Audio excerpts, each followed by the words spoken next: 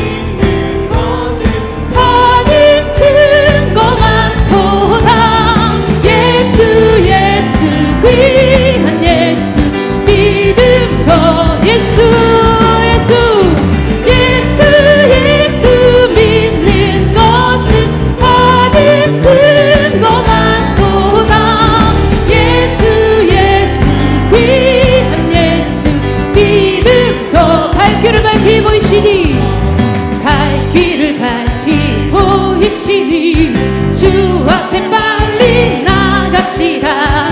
우리를 찾는 구주 예수 고도라 하시네. 갈 길을 밝히 보이시니 주 앞에 빨리 나갑시다. 우리를 찾는 구주 예수 고도라 하시네. 죄악 벗은 우리 영혼이 기뻐 뛰며 주를 보겠네.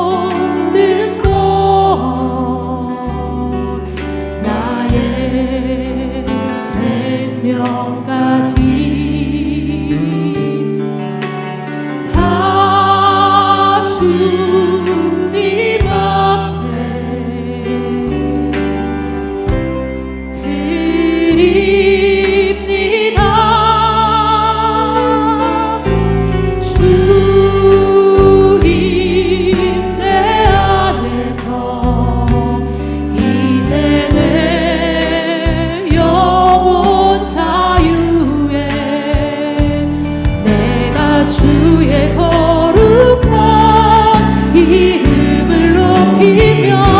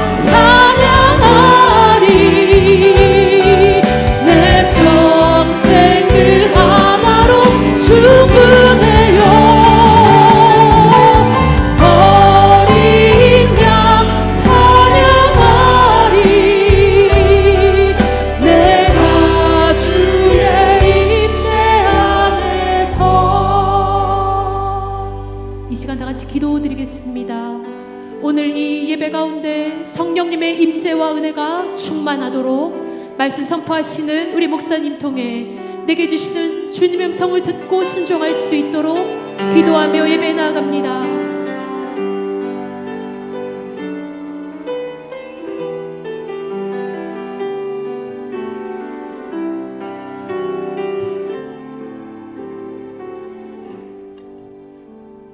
다 같이 자리에서 일어서 주시기 바랍니다. 우리 옆에 있는 분에게 이렇게 축복하겠습니다. 오늘 승리하셨습니다. 오늘 승리하셨습니다.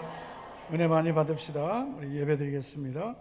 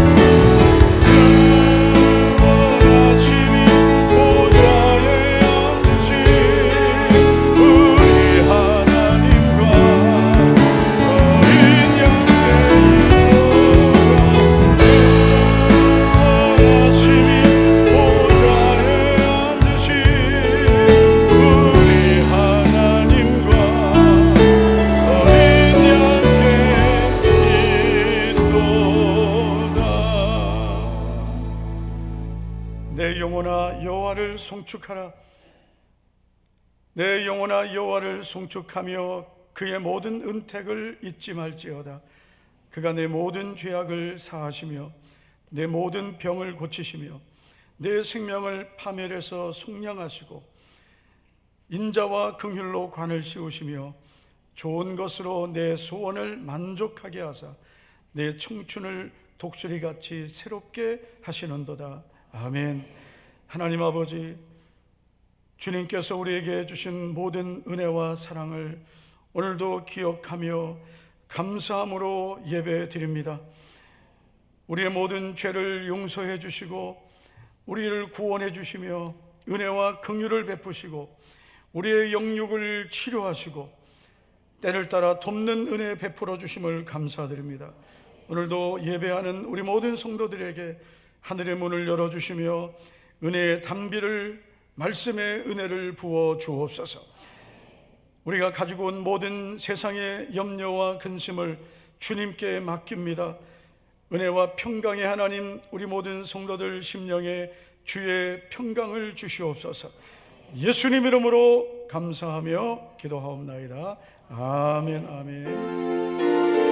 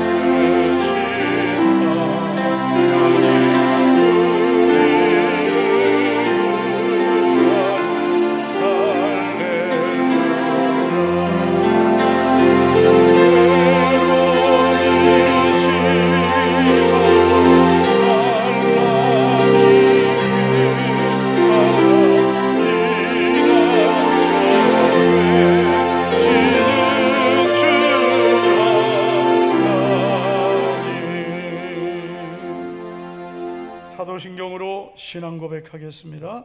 전능하사 천지를 만드신 내가 믿사오며 그 외아들 우리 주 예수 그리스도를 믿사오며 이는 성령으로 잉태하사 동정녀 마리아에게 나시고 본디오 빌라도에게 고난을 받으사 십자가에 못 박혀 죽으시고 장사한 지 사흘 만에 죽은 자 가운데서 다시 살아나시며 하늘에 오르사 전능하신 하나님 우편에 앉아 계시다가 산자와 죽은 자를 심판하러 오시리라. 성령을 믿사오며 거룩한 공회와 성도가 서로 교통하는 것과 죄를 사하여 주시는 것과 몸이 다시 사는 것과 영원히 사는 것을 믿사옵나이다. 아멘. 자리 앉으시기 바랍니다. 주 이름 큰 능력이 있도다. 박수하며 우리 찬양합시다.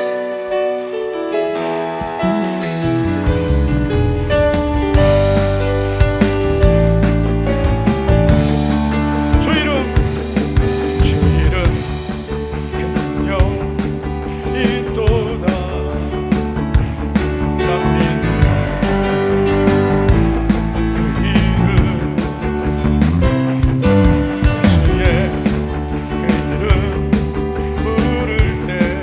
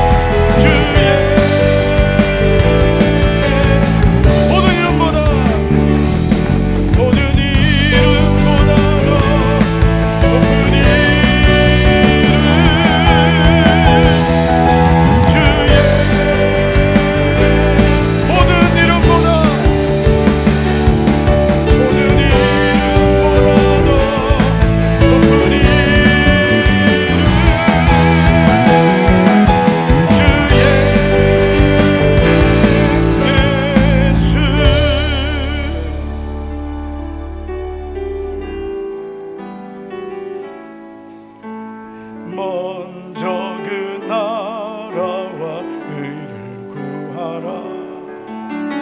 그 나라와 그 의를 그리하면 이 모든 것을 너희에게도 하시리라. 할렐루야.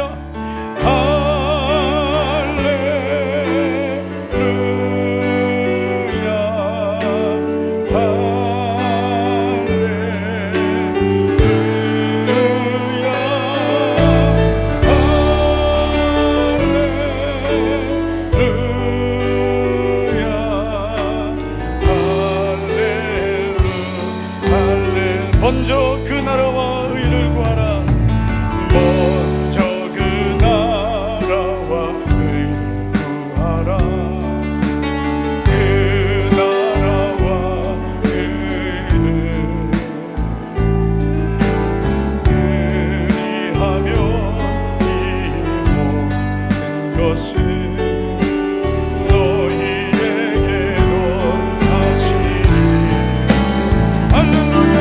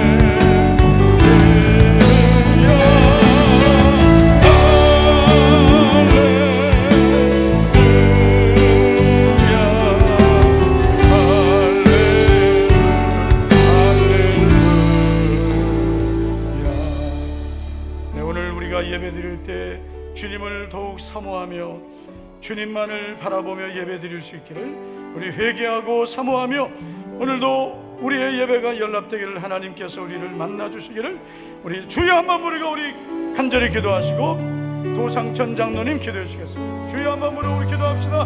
주여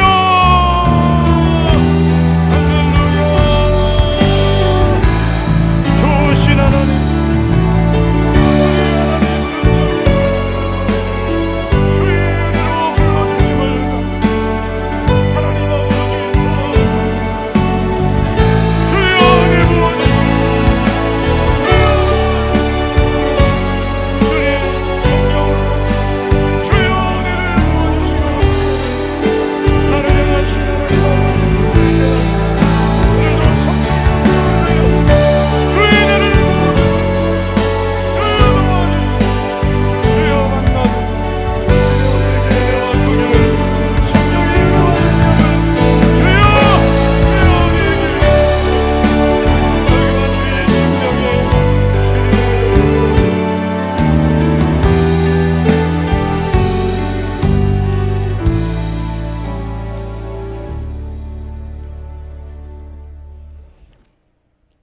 호구의 달 6월 순교 기념 주간을 보내면서 하나님께 영광과 찬송을 올려드립니다. 141년 전 이 땅에 뿌려진 복음의 씨앗이 열매를 맺게 하시고 나라 곳곳에 교회가 세워져 우리에게까지 구원의 은혜를 주심을 감사합니다. 또 전쟁의 폐허 위에 허락하신 경제 성장으로 오늘의 삶을 풍성케 하심을 생각할 때 만입 있어 거입 다 가지고도 그 은혜를 다 감사할 수 없음을 고백합니다. 하지만 물질의 풍요에 도취되어 주님과의 첫사랑을 잊어버리고 인간적인 생각과 하나님을 인정하지 못하고 행했던 우리의 불충한 죄와 허물을 진실로 회개하오니 용서하시고 긍휼을 베풀어 주옵소서. 국난의 위기 때마다 건져주신 하나님의 나라가 이 땅에 임하시오며 뜻이 하늘에서 이루어진 것 같이 이 땅에도 이루어지게 하옵소서. 위정자들은 하나님을 두려워하며 불의한 이익을 미워하고 거짓을 멀리하게 하시며 나라의 정의와 공의가 마르지 않는 강같이 흐르게 하옵소서. 그래서 선교 한국 제사장 나라의 사명을 잘 감당케 하시며 북녘의 지하 성도들의 부르짖음을 들어주셔서 복음 통일로 372 방방곡곡의 그리스도의 계절을 꽃피우게 하옵소서. 이 시간 엎드린 저희들은 세상이 준 모든 무거운 짐을 벗어버리고 새 부대가 되기를 원합니다. 하늘 문을 열어 성령의 은혜를 덧입는 복된 예배가 되게 하옵소서. 가정과 생업터마다 하늘 경제를 누리게 하옵소서. 또 환난을 당한 자 환난을 벗어나 근심이 없게 하시며 평안케 하옵소서. 다음 세대를 위해 준비하는 여름 성경학교와 청소년 캠프를 위해 기도합니다. 준비하는 모든 손길에 은혜를 더하시며 행사마다 성령의 기름 부으심이 있게 하옵소서. 아이들이 여름 행사를 통해 살아계신 하나님을 인격적으로 만나 세상의 가치관에 흔들리지 않는 믿음의 뿌리를 내리게 하옵소서. 우리 목사님 영육간의 강건함을 주시며 한국 교회에 귀하게 쓰임받게 하옵소서. 이 시간 말씀을 전하실 때에 성령의 능력을 7배나 더하셔서 우리의 영적 갈급함이 채워지며 하나님의 음성을 듣고 삶의 변화를 결단하는 시간 되게 하옵소서. 또한 영혼을 구원하여 제사 삼는 열망으로 가득하게 하옵소서. 마라나다 찬양 내 찬양을 허명하옵시며 예배 시종을 주께 의지합니다. 우리 주 예수 그리스도 이름으로 간절히 기도드리옵나이다. 아멘.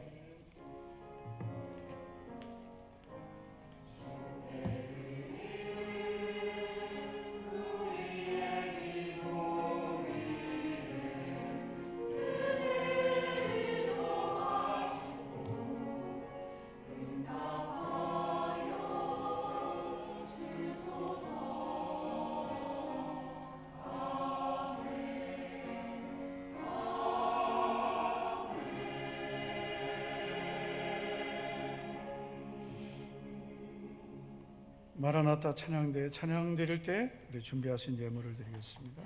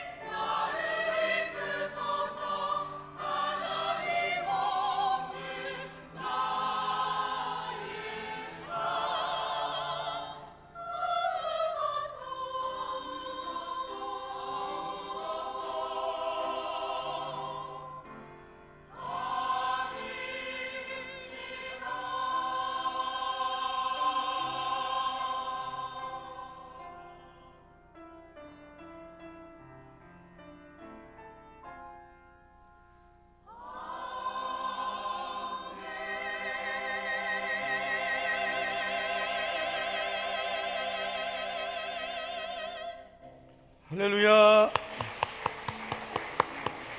감사합니다.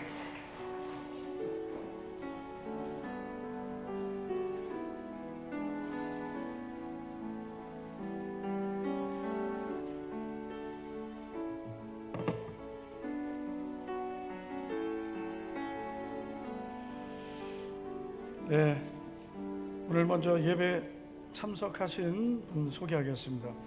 박종혁 집사님 직장 동료 오늘 초대하셨습니다. 서동휘님 박수하겠습니다. 저쪽에.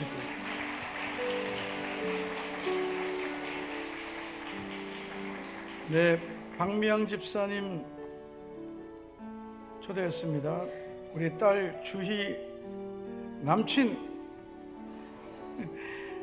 네, 김의겸님 어디 저 뒤쪽에 같이 일어나 주희하고 같이 박수 해주시기 바랍니다. 네. 네. 예비 사위입니다. 예비 사위. 확실하게. 네. 다음 주일, 오는 주일은 2026년 맥주 감사 주일입니다. 오늘이 6월 마지막 주일이고 2026년 상반기 마지막 주일 되겠습니다. 우리 다음 주일에 2부 예배는 주일학교와 같이 예배를 드리게 되겠습니다. 받은 은혜 감사하고 또 남은 6개월 믿음의 감사를 드리는 맥주절 되시기 바랍니다. 다음 주일 새벽에는 월삭 축복 예배가 있겠습니다. 이제 월삭 축복 예배는 매월 첫 주일 새벽에 모이게 되겠습니다. 지난달에도 이번 달에도 많이 나오셨습니다. 우리 자녀들과 함께 승리하시기를 바라겠습니다. 오늘 오후 예배는 청년부 주간 세대통합 예배입니다. 오늘 오후 예배 후에 교사대학 6월 교사대학이 있겠습니다. 이제 상반기 정기 재직회가 다음 주일 오후 예배 후에 있겠습니다. 여름 행사 위해서 기도해 주시고 많이 협력해 주시기 바랍니다. 오늘 주일 식사는 어제 아들 결혼을 감사하며 조철래 김정아 집사님 가정에서 떡과 식사를 섬겨 주셨습니다. 감사드립니다. 기도하겠습니다. 하나님 아버지 감사합니다. 오늘 거룩한 주의 날에 우리 성도님들 주님 앞에 믿음으로 나오게 하시고 또 준비한 믿음의 예물을 드리게 하심을 감사합니다. 이 땅에 우리는 아무것도 가지고 오지 않았고 또 아무것도 가지고 가지 못하지만 하나님께서 우리가 사는 날 동안 때를 따라 은혜 베풀어 주시고 필요한 모든 것들을 은혜로 채워주실 줄 믿습니다. 성도들의 가정과 생업에 하나님께서 필요한 것 은혜로 채워주시고 이 땅을 사는 동안 가난하지 않고 남에게 손 벌리지 않고 오히려 섬기고 나누고 하나님을 기쁘시게 하는 우리 성도들 되게 하시고 또 주의 교회는 오병이의 기적이 나타나서 주의 뜻이 이루어지게 하옵소서. 오늘도 찬양을 드린 찬양대의 찬양을 기쁘게 연락하시고 영광을 받아주실 줄 믿습니다. 오늘도 말씀을 전하는 종과 우리 모든 성도들 전하는 입술 듣는 귀를 복되게 하옵소서. 예수님 이름으로 축복하며 기도하옵나이다. 아멘. 우리 요한복음 6장 38절부터 40절을 보시겠습니다.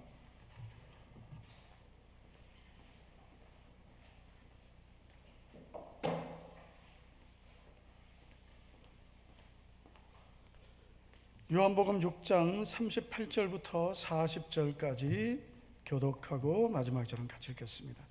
내가 하늘에서 내려온 것은 내 뜻을 행하려 함이 아니요 나를 보내신 이의 뜻을 행하려 함이니라. 나를 보내신 이의 뜻은 내게 주신 자 중에 내가 하나도 잃어버리지 아니요 마지막 날에 다시 살리는 이것이니라. 다 같이요. 영생을 얻는 이것이니 마지막 날에 내가 이를 다시 살리리라 하시니라. 아멘. 고든 맥도널드라는 아주 유명한 목회자이신데요, 이분이 이런 말을 했습니다. 두 가지 유형의 사람이 있다. 하나는 충동적으로 끌려다니며 사는 사람, 그리고 두 번째는 또 하나는 중요한 것을 알고 사는 사람이다. 이런 말이죠. 이 세상에 있는 모든 사람은 둘로 나눌 수 있는데, 하나는 충동적인 것에 끌려다니며 사는 사람, 다시 말해 급하고 바쁜 일을 쫓아다니고 끌려다니는 사람이 있고, 두 번째는 중요한 것을 먼저 정하고 그리고 중요한 것을 먼저 하면서 사는 사람입니다. 여러분, 앞서가는 사람들의 공통점이 있는데 그것은 자신이 해야 할 우선순위를 분명하게 정하고 사는 사람입니다. 자, 그러면 뒤에 있는 사람 누굴까요? 우선순위가 없이 바쁘게 급하게 사는 사람입니다. 대다수의 사람은 후자에 속하죠. 중요한 일, 이게 먼저가 아니라 급한 일이 먼저입니다. 바쁜 일이 먼저입니다. 결국 어떻게 됩니까? 바쁘게 살았는데, 열심히 살았는데 남는 것이 없는 사람이 되고 맙니다. 예수님은 33년을 사셨습니다. 그런데 33년을 사시고 십자가에서 못 박혀 피 흘려 죽으셨습니다. 세상적으로 보면은 그 당시 예수님을 십자가에 못 박아 죽이던 유대인들, 제사장들은 예수님을 실패자로 보았습니다. 그러나 예수님은 십자가에서 이렇게 선언하셨습니다. 예수께서 다 이루었다 하시고, 예수님은 십자가를 통해서 우리의 구원을 이루시고 하나님의 뜻을 다 이루셨습니다. 할렐루야. 여러분, 사람은 길게 오래 사는 것도 필요할 수 있습니다. 건강하게 장수하는 것도 하나님의 은혜입니다. 그러나 우리가 오래 산다고 그것이 다 복된 것은 아닙니다. 죄 짓고 오래 살면 뭐 하겠어요?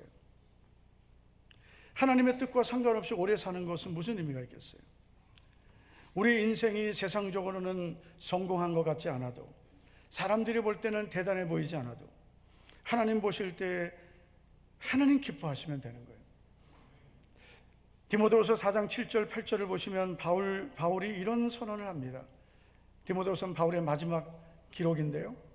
나는 선한 싸움을 싸우고 나의 달려갈 길을 마치고 믿음을 지켰으니, 자기의 평생을 회고하면서 나는 선한 싸움을 싸우며 살았다.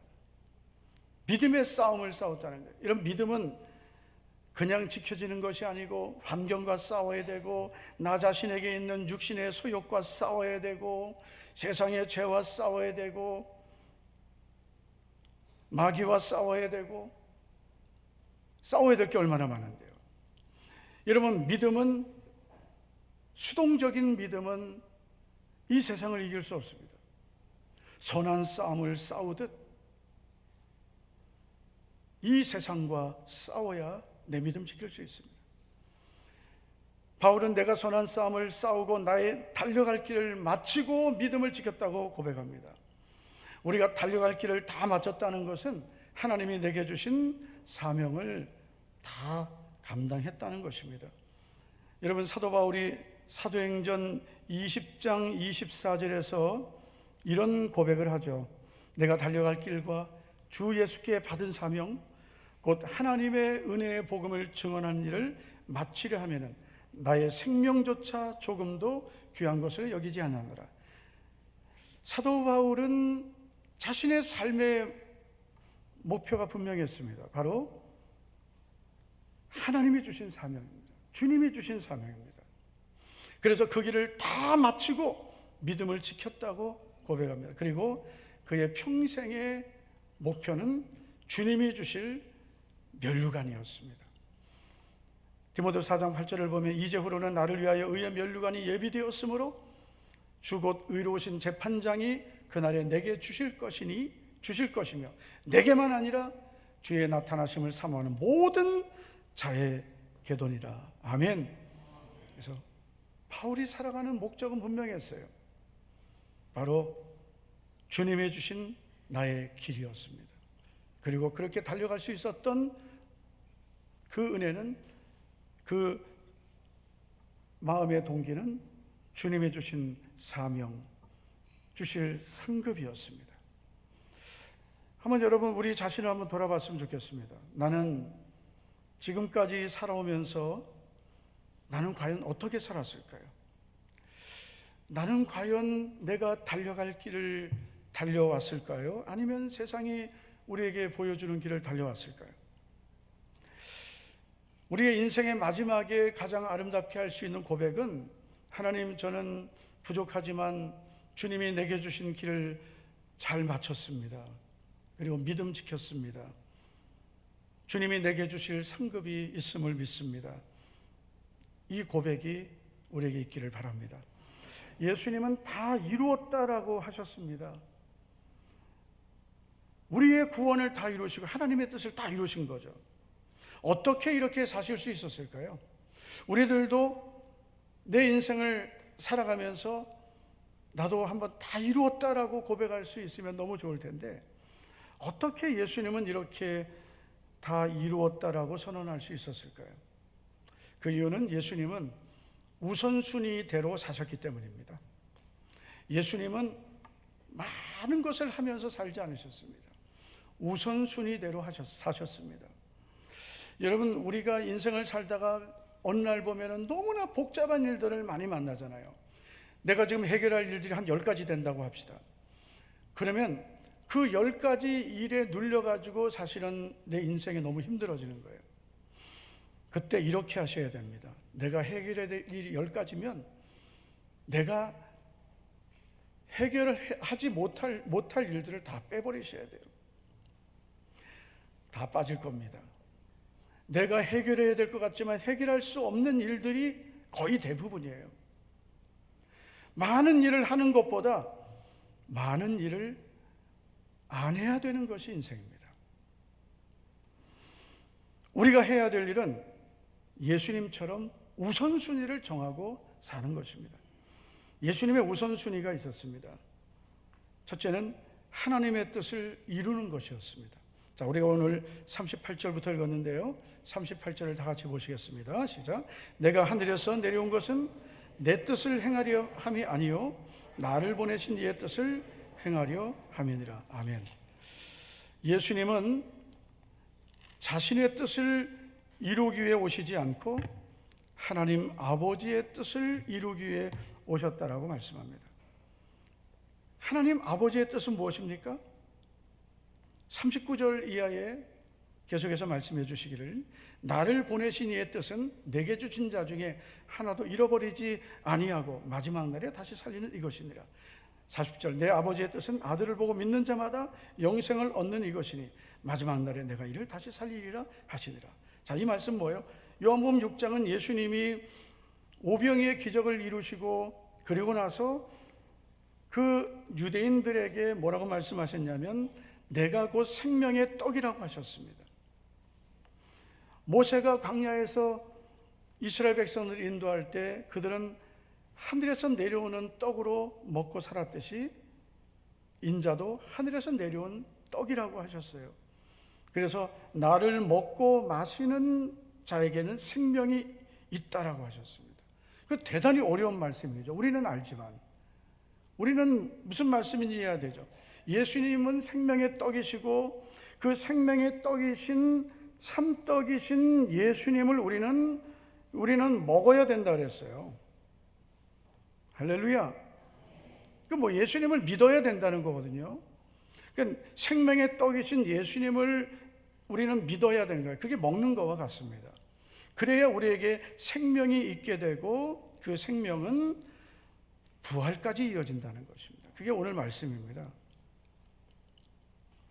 예수님은 이런 하나님의 뜻, 자신의 생명을 주심으로 우리를 구원하시는 하나님의 뜻을 이루기 위해 오신 거예요. 그래서 예수님은 공생애를 사시면서 계속 십자가만을 향해 가셨습니다. 제자들이 이해할 수 있을 때부터 신앙 고백이 그들에게서 나왔을 때 주는 그리스도시요 살아계신 하나님의 아들이십니다라는 그 시몬 베드로의 고백이 있고 난 후부터는 계속 예수님은 인자가 예루살렘에 가서 많은 고난을 받고 죽임을 당하고 사흘 만에 살아나야 하리라 이 말씀을 계속하셨습니다. 예수님은 무엇을 하셔야 되는지를 알고 사셨습니다. 바로 십자가에서 죽으시는 것입니다. 마가복음 10장 45절을 보면 인자가 온 것은 섬김을 받으려 함이 아니라 섬기려 하고 자기 목숨을 많은 사람의 대속물로 주려 함이니라. 예수님이 오신 목적은 자신을 주시는 것입니다. 목숨을 대속물로 주시는 것. 그래서 예수님은 사시는 목적, 하나님의 뜻을 정확히 알고 사셨습니다. 그래서 다 이루었다라고 하신 거예요. 짧은 생애지만 하나님의 뜻, 우리의 구원을 다 이루셨습니다. 여러분, 하나님은 나를 왜 구원하셨을까요? 하나님께서는 나를 왜 이 땅에 보내셨을까요? 여러분, 우리는 이 땅에 우연히 존재하는 사람은 한 사람도 없습니다. 아멘을 한 명도 안 하는 거는 나는 어쩌다가 태어났나 이래서요. 이 땅에 우연히 존재하는 사람은 없습니다. 제가 그 성경을 보면서 너무나 참 저에게 마음에 닿는 말씀이 있었어요. 제가 언젠가 그 돌예배, 요즘은 돌예배도 없어요. 왜냐면 안 나니까. 그리고 요즘은 돌대도 예배를 잘 안 드리더라고요.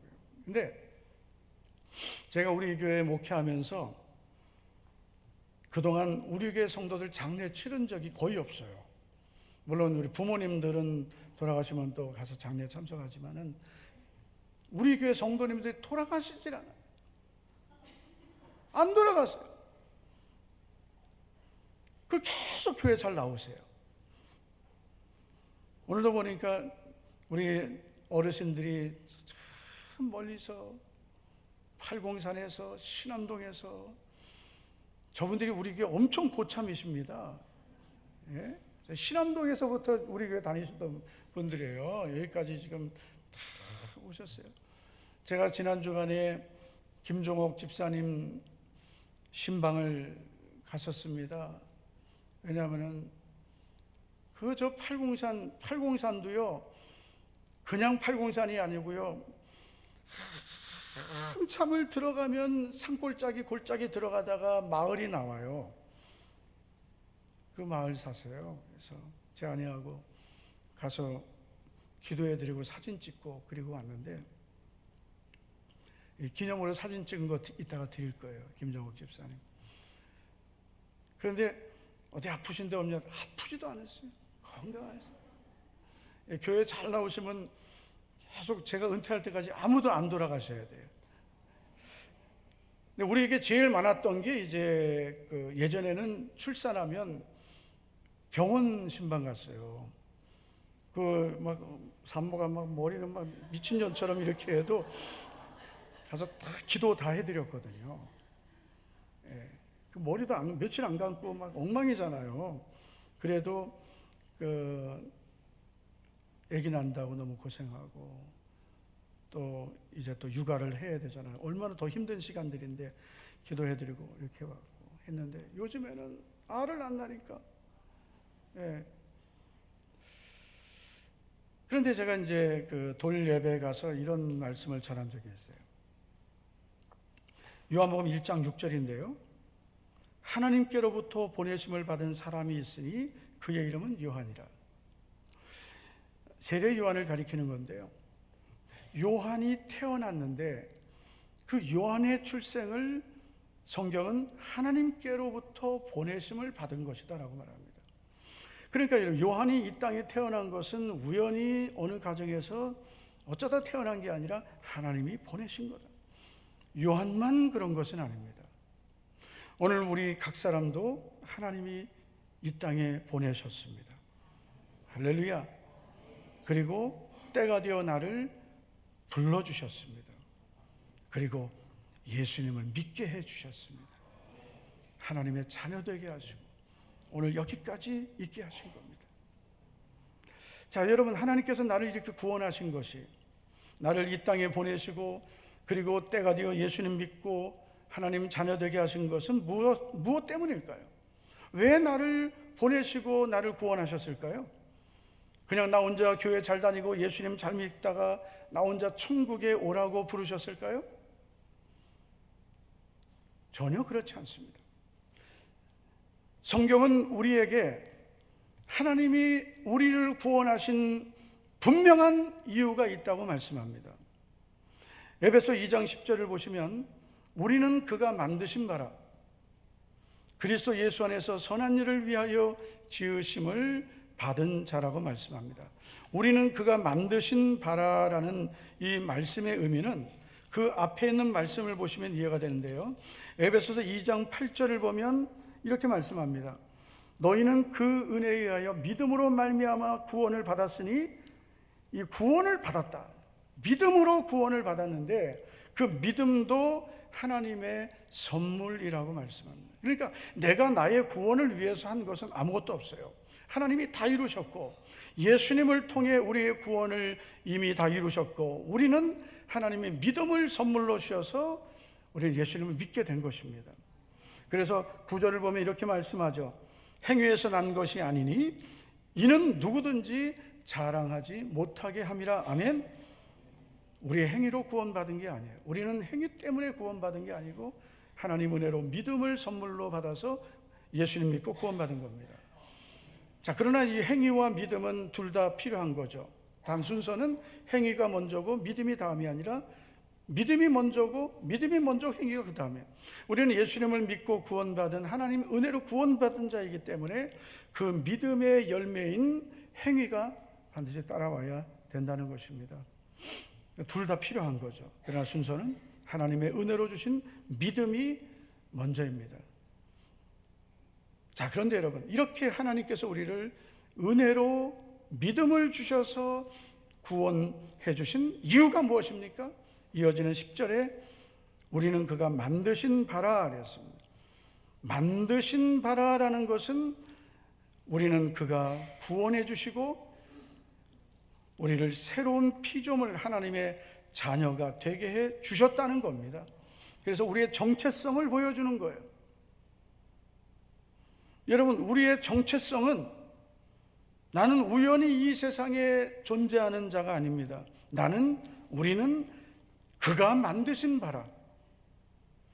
나는 우연히 존재하는 사람이 아니라 하나님께서 택하시고 구원하신 사람입니다.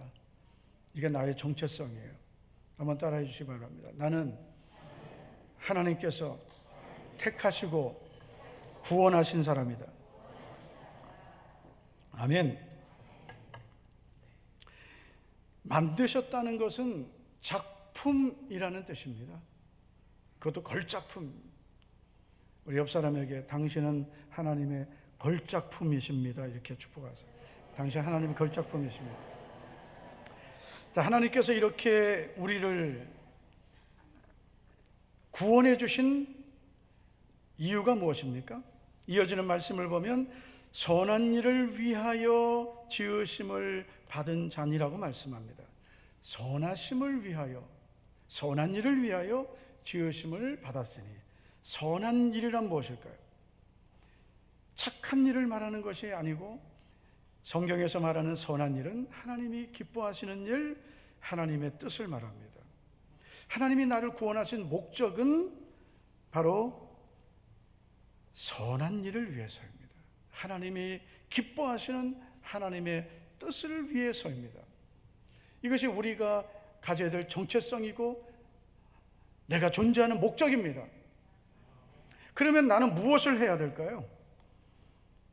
성경은 우리 각 사람이 무엇을 해야 되는지는 다 말씀할 수 없죠.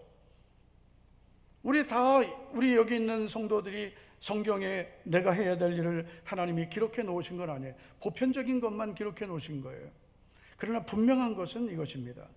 세 번째는 이 일은 하나님이 전에 우리를 위하여 예비하신 그것이라 그랬습니다. 내가 살아가는 목적, 하나님이 나를 택하시고 구원하시고 내게 이루시기 원하시는 하나님의 선한 일을 하나님은 이미 예비해 놓으셨다는 거죠. 이제 우리가 할 일은, 내가 할 일은 그걸 찾는 거예요. 우리는 그냥 천국 가기 위해서 교회 다니고 예수님 믿는 것이 아닙니다. 우리의 구원은 이미 하나님이 확정해 놓으셨어요. 할렐루야. 오늘 말씀에도 예수님 뭐라고 하셨습니까? 내가 하늘에서 내려온 것은 내 뜻을 행하는 것이 아니라고 하시면서 나를 보내신 이의 뜻은 내게 주신 자 중에 내가 하나도 잃어버리지 않는 것이다. 한 사람도 잃어버리지 않고 마지막 날에 다시 살리는 것, 완전한 구원. 우리의 구원은 주님이 다 이루셨어요. 한 사람도 잃어버리지 않으신다 그랬어요. 그래서 구원 받을까 못 받을까 걱정하지 않아도 돼요. 내가 예수님을 나의 구주로 분명히 믿는다면 나는 이미 하나님 믿음의 선물을 주신 사람이에요. 그래서 나는 이 구원은 잃어버리지 않는 구원입니다. 왜냐하면 내게서 시작된 것이 아니라 하나님께서 은혜로 주신 것이기 때문에 하나님은 나를 택하시고 구원하시고 버리지 않으시는 거예요. 단 우리가 예수님을 믿고 나서 믿음으로 살지 않으면 하나님께서 주시는 약속들을 못 누리는 것입니다. 우리는 교회 다니면서 더 하나님을 사랑하고 말씀을 순종하면 하나님의 자녀로서 이 땅을 사는 동안 누릴 수 있는 많은 약속들이 있습니다. 그 약속은 못 누리는 거죠. 그러나 구원은 받아요. 어떤 구원이요? 부끄러운 구원. 마치 불난 집에서 간신히 몸만 빠져나온 것 같이 부끄럽게 구원받는 거예요. 왜냐하면 예수님은 믿는 이 믿음은 선물로 받아서 예수님은 믿고 교회는 다녔지만 내가 주님 앞에 받을 수 있는 상급은 없는 상태가 되었기 때문입니다. 자, 세 번째 우리가 살펴봤잖아요.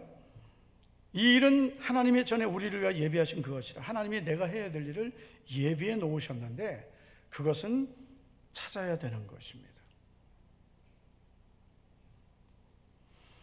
어떻게 찾아야 될까요? 어떻게 하면 내가 이 땅을 살면서 하나님께서 내게 주신 내가 해야 할 일이 무엇인지 내가 찾고 살 수 있을까요? 당연히 우리는 하나님께 물어야 되겠죠. 하나님, 제가 뭘 해야 되나요? 저도 청년 때 예수님 믿고 나서 가장 치열하게 기도했던 게, 하나님, 제가 무엇을 해야 되나요? 저에게 비전을 보여주시옵소서. 오늘 우리가 예배 시작할 때 불렀던 찬양이 비전이라거든요. 하나님, 저에게 제가 해야 될 일을 보여주시옵소서.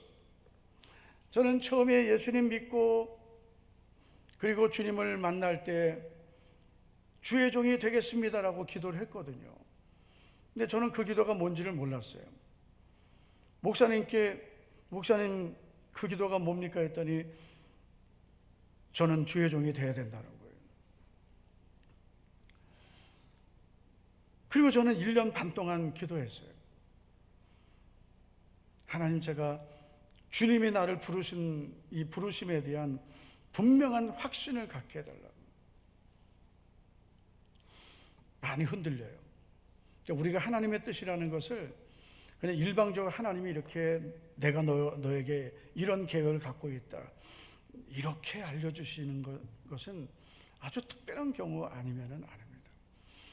많은 경우에 우리들이 분별해야 되는 거예요. 그래서 로마서 12장 2절을 보면 이렇게 말씀하죠. 로마서 12장 2절 제가 한번 읽어드릴게요. 너희는 이 세대를 본받지 말고 마음을 새롭게 함으로 변화를 받아 하나님의 선하시고 기뻐하시고 온전하신 뜻이 무엇인지 분별하도록 하라. 아멘. 분별하라고 했어요. 하나님의 뜻을 분별하라. 왜냐하면 하나님의 뜻이 하나님이 기뻐하시는 것이고 하나님이 가장 선하게 여기시고 온전한 거예요. 가장 온전한 것은 하나님 뜻이에요. 가장 선한 것이 하나님의 뜻이에요. 우리가 그 하나님의 뜻을 행하는 것을 하나님 기뻐하시는 거예요. 그런데 어떻게 분별할 수 있습니까? 이 세대를 본받지 않아야 되고 세상 가치관으로는 하나님의 뜻을 분별하지 못해요. 왜냐하면 이 세상 가치관을 가득 가지고 있으면 하나님의 뜻은 하나도 분별이 안 됩니다. 왜냐하면 이 세상의 가치관과 하나님의 뜻은 전혀 안 맞을 때가 있거든요. 그래서 이 세대를 본받지 않아야 돼요. 그리고 마음을 새롭게 함으로 변화를 받아야 된다. 우리의 마음이 준비가 되어야 되는 거예요. 그래야 하나님의 뜻을 분별할 수 있게 되는 것입니다. 그러면 그때 우리가 이 세상을 본받지 않고 마음이 새롭게 된 상태로 예배를 드리면 어떤 일들이 일어날까요? 예배를 드리면서 자꾸 하나님이 주시는 확신이 생기고 감동이 오고 막 마음의 소원이 생기고 그리고 뭔가 하나님 앞에 내가 이렇게 살아야 되겠다는 선한 결심이 생기는 거예요. 하나님은 자신의 뜻을 이루실 때 어떻게 이루십니까? 우리의 마음에 소원을 두고 행하신다 그랬어요. 할렐루야. 우리의 마음에 하나님께서 소원을 갖게 하시는 거예요. 그래서 그 소원을 먼저 품게 하시고 그걸 가지고 살게 하시는 겁니다. 우리가 마음이 새로워지고 변화되면 자꾸 마음에 소원이 생겨요. 기도의 소원, 기도 제목도 자꾸 생기고 우리의 생각도 점점 더 하나님의 뜻에 가까워지고, 그러면서 성령님의 감동을 많이 받습니다. 예배를 통해서 막 물밀듯 밀려오는 성령님의 뜨거운 감동을 받게 됩니다. 그러면 그때 우리가 이게 하나님의 뜻인가? 그런 마음을 갖게 되죠. 그럼 또 예배당 나가면 또 없어지거든요. 그런데 하나님의 뜻은 계속 반복되고 나중에 흔들리지 않게 되고 견고하게 됩니다. 그리고 결정적인 순간에 하나님의 말씀이 나에게 분명하게 들려오는 거예요. 그렇게 분별하시는 거예요.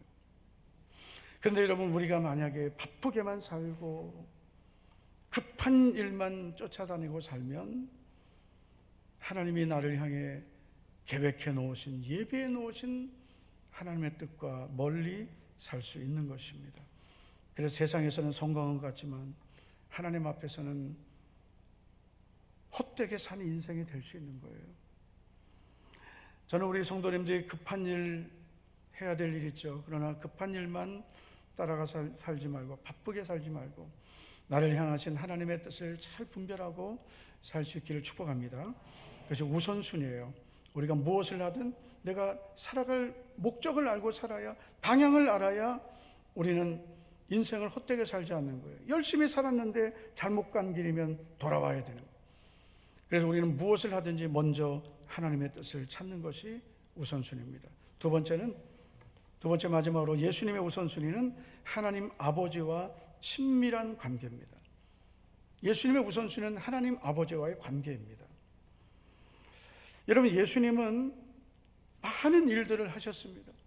그러나 예수님께서 가장 중요하게 여기신 일은 일이 아니었습니다. 예를 들어서 복음을 전하고 병자를 고치고 귀신을 쫓아내고, 이건 천국 복음을 전하는 방법이었는데 그 예수님이 이 일에 바쁘게 사셨느냐?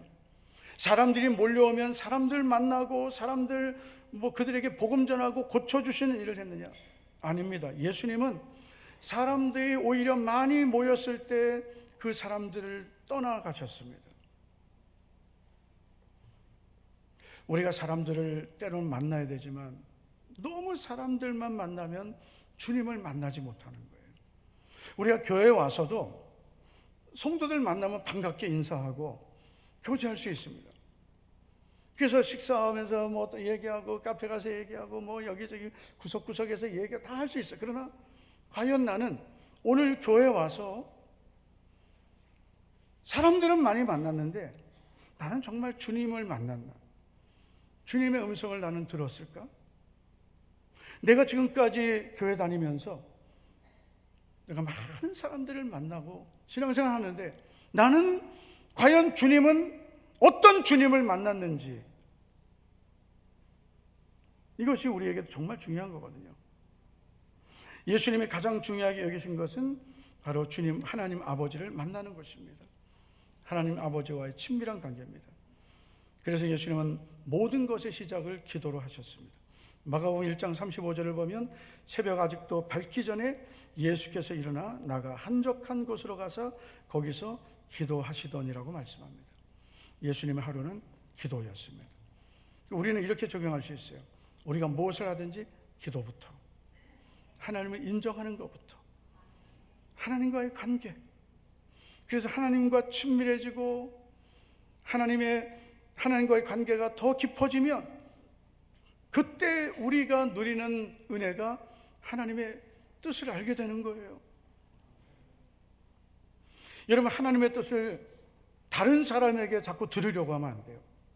집사님, 나 어떻게 해야 되지? 권사님, 나 어떻게 해야 돼요? 뭘 어떻게 해야 돼요? 주님께 맡기고 주님께 물어봐야 되지. 분별하라고 했습니다. 이 목회도요, 분별을 잘해야 하나님이 기뻐하시더라고요. 열심히만 하면 안 되더라고요. 열심히만. 저도 얼마나 스케줄이 많은지 그거 다 따라다니면 저는 목회 못합니다. 가야 될 때, 안 가도 되는데, 만나야 될 사람, 안 만나도 될 사람, 그걸 다 분별해야 돼요. 저는 이제 제 일정을 다 주보에 밝힙니다. 어떤 분들은 왜 밝히냐고 하는데, 다른 목사님들이요. 그래서 성도들이 담임 목사 어디 가는지는 알아야 되잖아요. 근데 갑자기 가야 될 때는 주보에 내지 못할 때도 있지만 웬만하면 밝히는데, 그런데 이번에도 제가 장로의 수련회를 또 2박 3일을 가야 되는데 제가 잘 정리해서 이제 하루만 갔다 오려고. 왜냐하면은 갔다가 와서 또 성도들하고 새벽 기도도 해야 되고 또 해야 될 일도 있고, 나가면은 편한 것도 있어요. 좀 잊어버리고. 어떤 분들은 저보고 일 중독이라고 하는데 저만 일 중독이 아닙니다. 우리 교회 보면 저 김동환 장로님도 저보다 아주 깊은 일 중독 환자고요. 제일 자유로운 분은 도상천 장로님. 그런데 원래 일 중독이었어요. 왜냐면 40년을 공무원을 했는데 이제는 쉬라. 유병아 집사님도 보니까 일 중독일 것 같아요. 유병아 집사님 지금도 그거 하죠. 레이저 용접 그거 하죠. 그죠? 전 보고 깜짝 놀랐어요. 우리 일반적인 용접은 봤는데 집사님은 정밀한 용접, 레이저로 용접하는 거예요. 그 뭐 돋보기 같은 걸로 보고 하는 거 아니에요?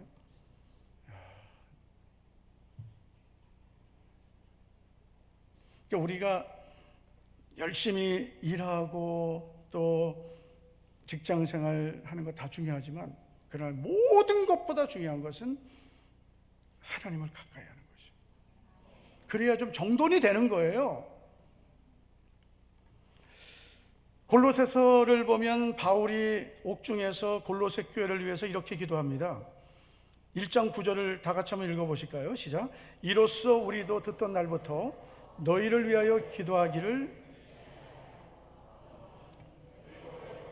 모든 신령한 지혜와 총명의 뜻을 아는 것으로 채우게 하시고. 아멘. 바울이 골로새 교회를 위해서 기도하는 것이 첫 번째 기도가 이거예요.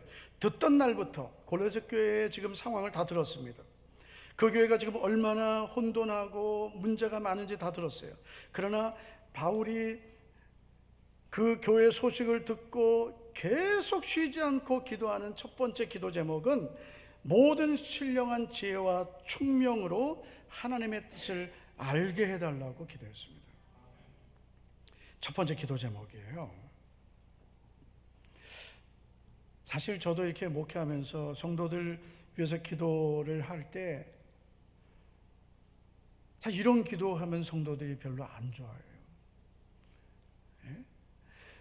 빨리 우리 집사님 더 좋은 길을 열어주시고 좋은 집을 허락해 주시고 직장에서도 승진하게 해주시고 사업도 활짝 열리게 하시고 자녀들 믿음의 자녀 또 성공하는 자녀 되게 해주시고 뭐 이런 걸 위해서 기도하면 아멘 아멘 합니다. 근데 하나님 아버지 신령한 지혜와 총명으로 하나님의 뜻을 알게 해 주시옵소서. 그러면 하나님의 뜻 알면 골치 아파요. 많은 분들이 그래요. 하나님의 뜻은 나하고 좀 내 생각하고 다를 것 같고 하나님의 뜻은 좀 불편할 것 같다, 이런 생각을 하는 거죠. 그런데 나를 향하신 하나님의 뜻이 가장 선한 거예요. 가장 온전한 겁니다. 어떤 분들은 하나님이 은혜 많이 주셔가지고 나에게 그냥 하나님께서 선교사라고 나가라 하시면 어떡하지? 그렇게 하라 하시면 그게 제일 좋은 거예요. 그리고 아무나 보내지 않습니다. 걱정하지 마세요. 또 하나님이 나에게 너 지금이라도 훈련받고 선교사로 남은 생애를 나를 위해 살아라. 그러면 얼마나 감사합니까? 아멘 한 명도 안 하잖아요. 얼마나 감사해. 왜 청년들아? 예? 청년 때 주님께 은혜 받아가지고 주님이 나에게 너는 내가 복음을 위해 쓰기 원하니까 너는 저 아프리카 우간다로 가라. 그러면은 아멘 순종하겠습니다. 그 가장 세상적으로 볼 때는 세상의 기준으로는 성공하지 않은 것 같지만 하나님 보실 때 가장 성공한 거예요. 제가 아는 어느 교회는 청년 때 우리 군대도 가고 또 요즘 군대가 짧아졌지만 그래도 1년 6개월인가요? 요즘에 가잖아요. 내 생애 가장 귀한 청년의 때에 주님을 위해서 1년을 드리자. 그런 교회가 있어요. 주님을 위해서 내가 1년은 하나님 앞에 온전히 드리자. 뭐 직장, 학교 올스톱하고 주님만을 위해서 드리자. 그때 선교도 가고 그리고 교회도 섬기고 기도 생활도 집중하고 그렇게 하는 교회가 있습니다. 제가 볼 때는 절대로 잃어버리는 시간은 아니다. 우리가 고민하고 갈등하고 시행착오로 잃어버리는 시간들이 훨씬 많아요. 그 청년 때 이거 하다가 이것도 아니고 저것도 하다가 아니고 그러다 잃어버리는 시간이 얼마나 많아요. 그런데 하나님의 뜻을 정확히 알고 내 인생의 목적지를 하나님이 보여주시는 그 인도하시는 것을 알고 그렇게 시작하고 살면 얼마나 우리 인생이 복되겠어요. 아멘은 청년들인데 다 늦은 분들이 아멘 하시네. 할렐루야. 지금도 안 늦었어요. 여러분 이제 우리 100년을 산다는데 지금부터라도 하나님 나의 남은 생애는 무엇을 위해 살까요? 하나님의 뜻을 찾는 게 너무 막연한 것은 아니고요. 내가 있는 그 자리에서부터 찾는 거예요. 내가 오늘 이 자리에 있는 것은 우연히 온 게 아니라 하나님이 나를 인도해 주신 결과입니다. 내가 오늘 있는 이 자리에서 최선을 다하고 하나님을 사랑하고 섬기는 것이 하나님의 뜻을 분별하는 그 뜻대로 사는 첫 번째입니다.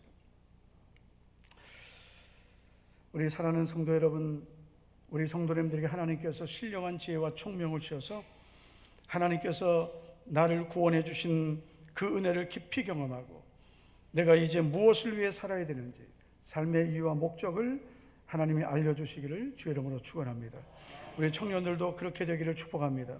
열심히 살고 그냥 직장생활, 학교생활 이런 바쁘게만 살지 말고 내가 가야 할 목적지를 알고 하나님 뜻을 알고 살아가야 됩니다. 그러기 위해서는 우선순위가 중요하고 하나님과의 깊은 관계가 필요합니다. 아카데미상을 2번 받고 골든글로브상을 3번 받은 헐리우드 최정상의 배우가 있습니다.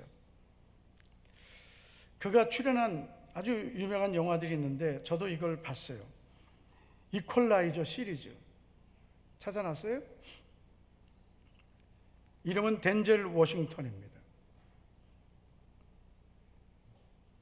이분 아세요? 네. 우리 성도님들은 오직 말씀만 오직 기도만 하기 때문에 저 덴젤 워싱턴에 묻고 싶어요.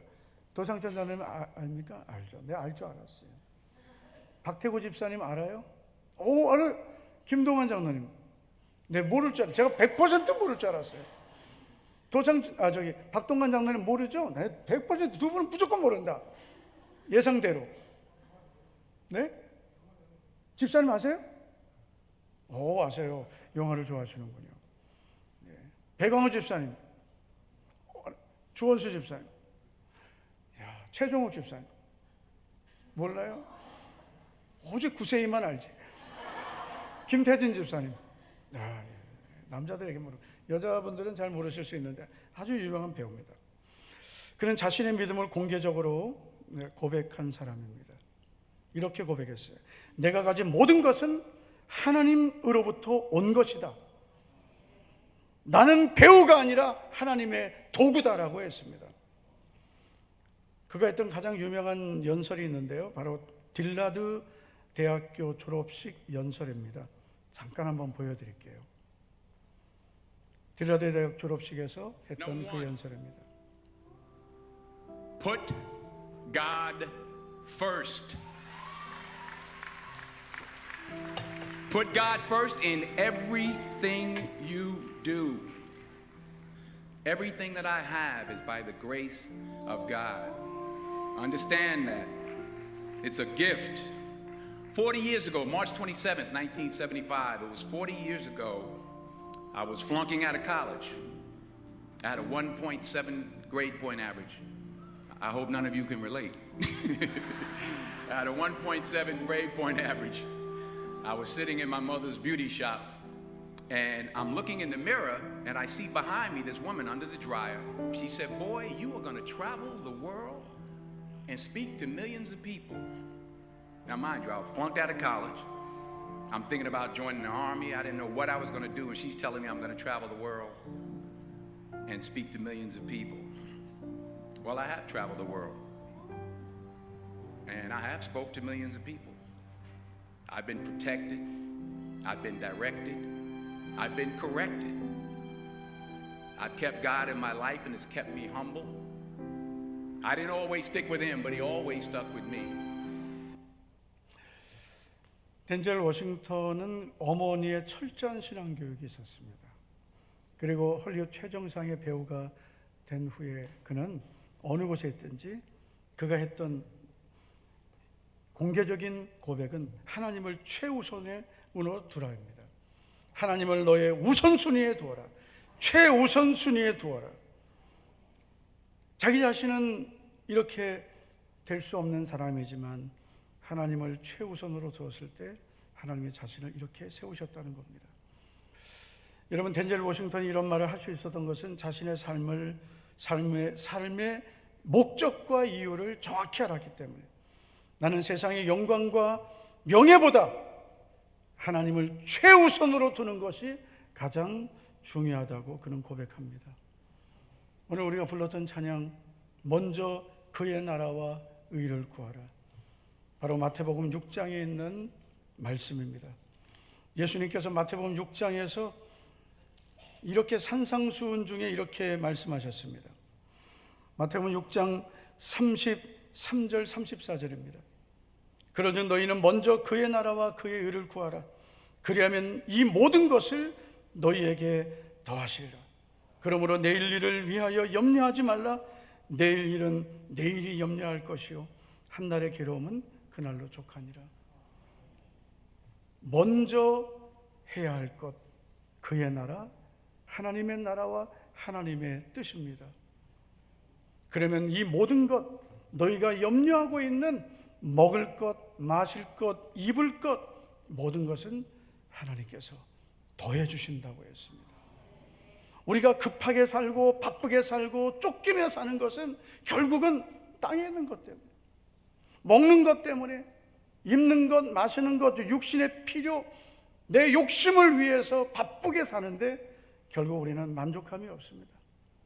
그러나 우리가 이런 육신의 일들은 좀 내려놓고 먼저 하나님의 나라를 위해, 하나님의 뜻을 위해 우리가 살면 하나님께서 나머지는 더해 주신다고 했습니다.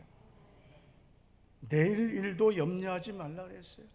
내일 일은 내일 가서 염려해라. 우리는 오늘 하루도 하나님께 맡기지 못한다면 내일은 어떻게 살겠어요? 오늘 내게 있는 염려도 다 맡기고, 내게 있는 무거운 짐도 다 맡기고, 주님, 제 짐은 다 주님께 다 맡기겠습니다. 그리고 저는 주님을 기쁘시게 하고 살겠습니다. 여러분, 우리는 방향 없이 사는 사람이 되지 말고 주님이 나를 부르신 부르심의 목적을 따라서 예수님처럼 순종의 길, 믿음의 길로 살아가서 우리 인생의 마지막에 나는 달려갈 길을 다 갔습니다. 믿음을 지켰습니다. 주님 뜻대로 살려고 했습니다. 이 고백이 우리에게 있게 되기를 주 이름으로 축원합니다. 다 같이 한번 우리 기도할 때 여러분, 나는 무엇을 위해 오늘 이 자리에 있습니까? 무엇을 위해 살아야 됩니까? 주님이 내게 원하시는 것은 무엇일까요? 이 자리에는 우리 청년 때, 예수님을 처음 만났을 때 주님 앞에 가졌던 우리의 고백들이 있을 것입니다. 다시 회복하고 나의 남은 생에는 주님을 위해, 복음을 위해 살겠습니다. 우리 다같이 우리 통성으로 기도하겠습니다. 하나님 아버지, 감사합니다. 오늘도 우리를 주의 전에 불러주신 것 하나님의 은혜임을 믿습니다. 주여, 우리를 새롭게 하여 주시고, 주여, 우리에게 은혜와 긍휼을 베풀어 주님 도와주시고, 우리의 나아가는 모든 길이 오직 하나님의 나라와 복음을 위해 살아가게 하옵소서. 주님의 영광을 위해 살아가옵소서.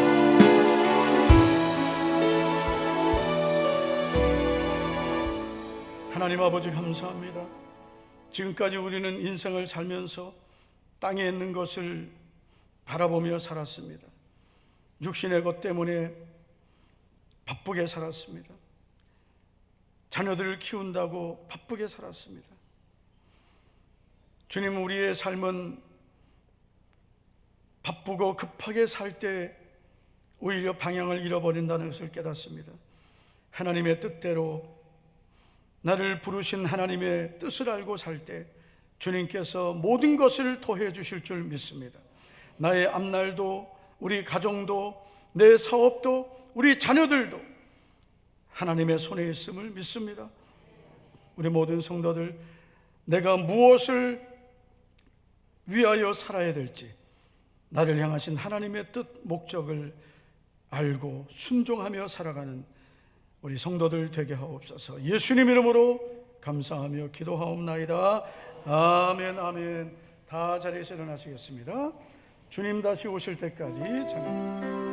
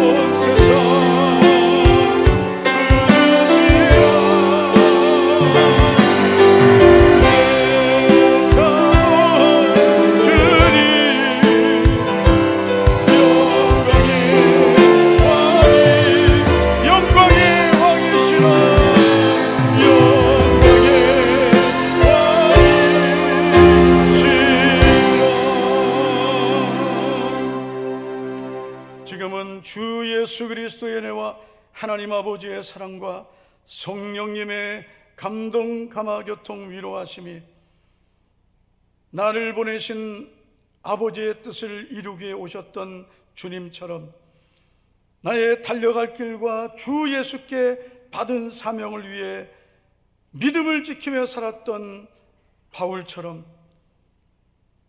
하나님이 쓰셨던 위대한 믿음의 사람들, 하나님의 자녀들처럼 주님, 저도 우선순위를 갖고 살겠습니다. 나를 구원하신, 생명 주시고 나를 구원하신 주님을 위해 살겠습니다. 복음을 위해 살겠습니다. 주님을 더 사랑하며 가까이하며 살겠습니다. 믿음의 고백을 오늘도 주님 앞에 드리며 결단하는 사랑하는 우리 모든 성도들 위해와 자녀 생업, 자녀 앞날 위해 이제부터 영원토록 함께 있을지어다. 아멘.